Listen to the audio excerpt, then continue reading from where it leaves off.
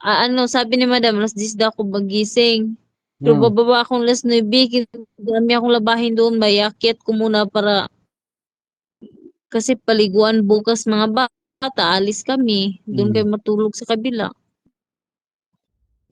Market mo yun bago maano eh, magising si Yasmin.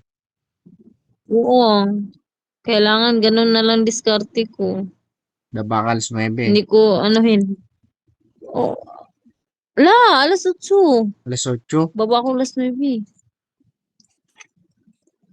Gising ka ng alas 8, Mag baba ka alas alas 2 na 9. pala, babe. Oo nga, tulog ka na.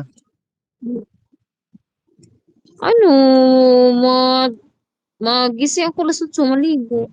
Hmm. Love you. Ano ba tong message? Love you. Ay, nako. Pasa pala siya dito ng kuko.